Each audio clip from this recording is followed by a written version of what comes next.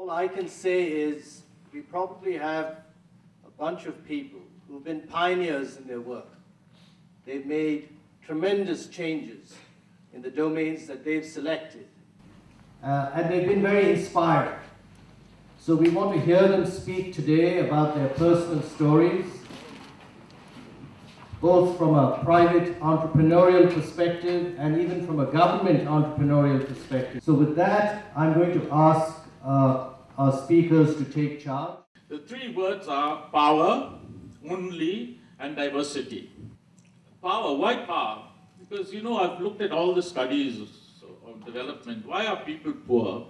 And the reasons they give are many: lack of education, lack of skills, lack of opportunities. But I very seldom find lack of power mentioned. You know, years ago I discovered that, I remember we kept saying it's not enough to give a person a fish to eat, you teach them to fish. But if you come back and look at the power and vested interests in our own country, I found that it's not enough to teach people to fish because they cannot reach the river. There are so many obstacles on the way, created by caste, community, politics, tradition, feudalism, what have you. And when they reach the river, they find that the fishing rights have already been captured. So unless we understand the role of power, you're not really going to change the ecosystem or to allow the marginalized to enter into the system, which the government is trying to do. I mean, that's the role of government really, and that's the role of NGOs.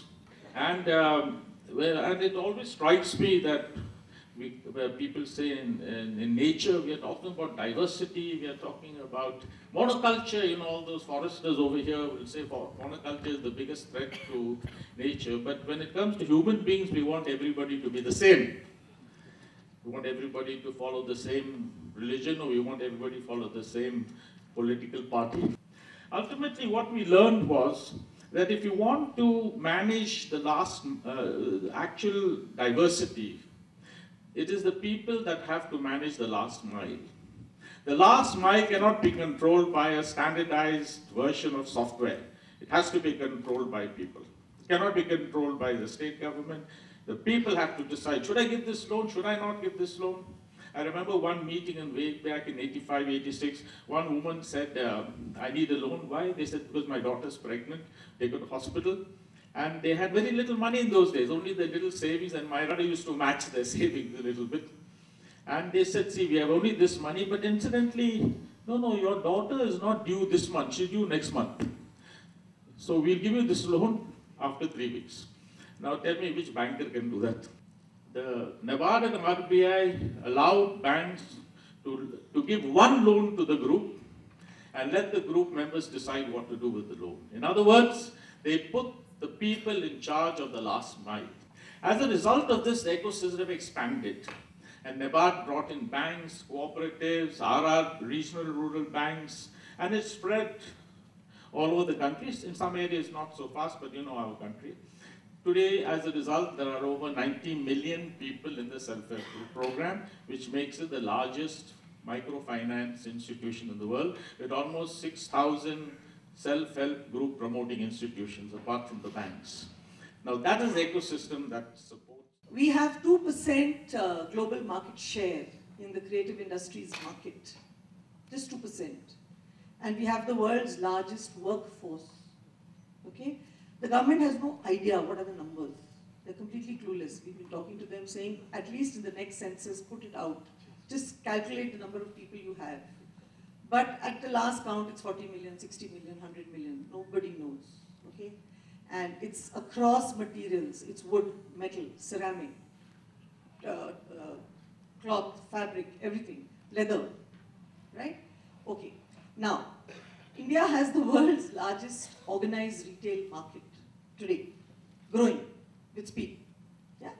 And we are importing goods from China. So if you look at apparel, we are okay. Fabrics, home textiles, we're all right. But if you look at hard goods, which is the sector I'm concerned with, because I'm a product designer, I have very little to do with textiles. So you see, handicrafts is not low-hanging fruit. It's very tough. So handicrafts, if you look at it from the market point of view, it comes in the home accessories category. We had done export orders to IKEA, Crate and Barrel. We had our own stores, 2-3 small stores. And we had set up a non-profit in 2000 to work with the government of India. Because it was always very clear to us that whatever we did, we could never do solely through a private company. Because we could not go out and build and help my artisans in Bastar supply it to us better. The only reason we have succeeded to whatever minor extent is because we are a demand-led model. Yeah? So, it's because we always had a store, we always knew what the customer wanted, and my focus on this demand-led is constant. Because the demand-led also creates issues with a lot of traditional people in the development space. It creates issues. But I will constantly focus on that because when I sat with my artisan in Bastar, I said, okay, take me to the market. Where do you sell? Take me to your local market. So he took me to the village heart and he sat in front of his customer and he sold. So especially the artisanal sector, which is very lifestyle driven, it's very necessary to be close to your customer. Now, our traditional production space, the distance between. So there is a huge displacement of demand. The money often goes into when producers become labor, right? So you have a supervisor above them. So here, the SHG group thing is unique. So the group, we tell them this is your production unit. It's not ours. So you are the supervisor, you are the quality checker, you are all in all.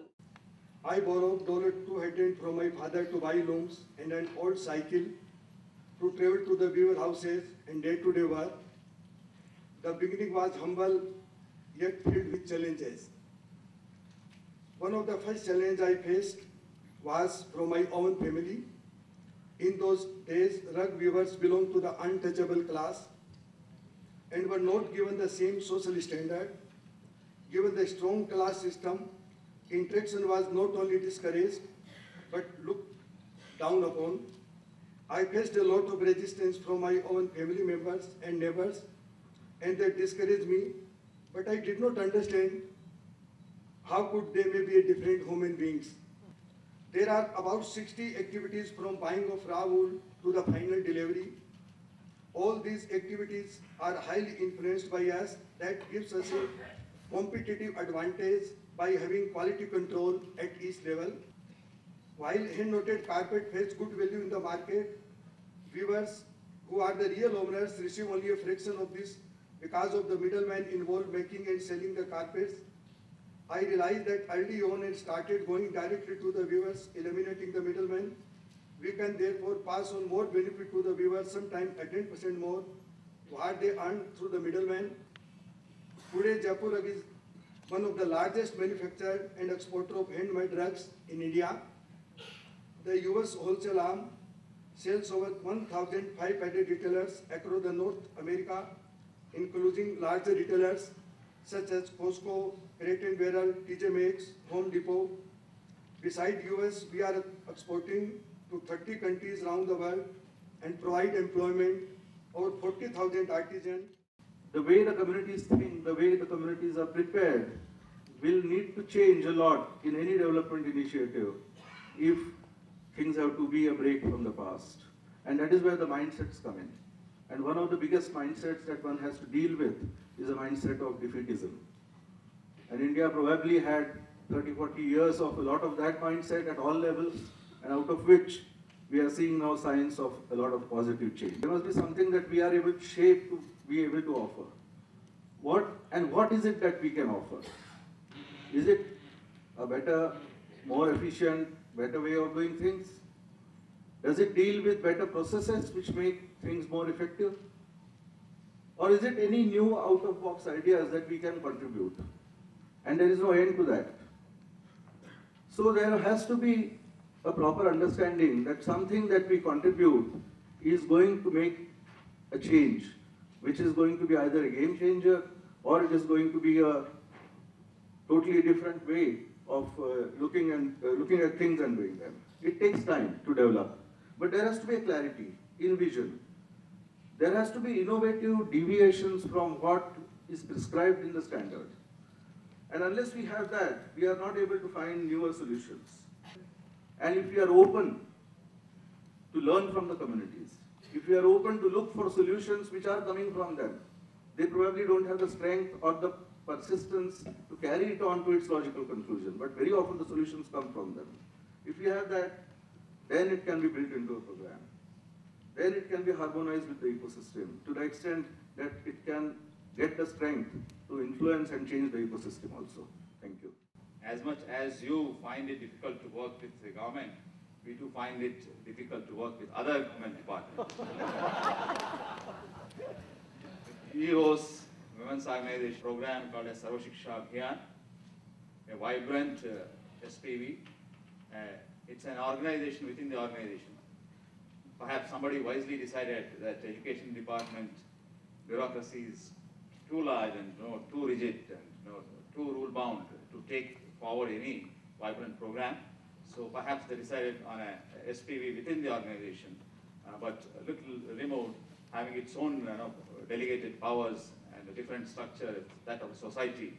So things could move faster. Within 1 decade, many things could be achieved. While they were conducting this survey, the reasons for the child being outside the classroom was meticulously recorded. I think we could find out 8 or 10 important reasons why the child is not coming to the classroom. The strategies were based on that. An extensive efforts to reach out to the communities were done, forging partnership with NGOs to leverage their strength and scale. As we are talking about the last mile, it's extremely difficult for a government to de-governmentize and try to involve with people. It's difficult. So pre-service teacher training institutions, large number of them came.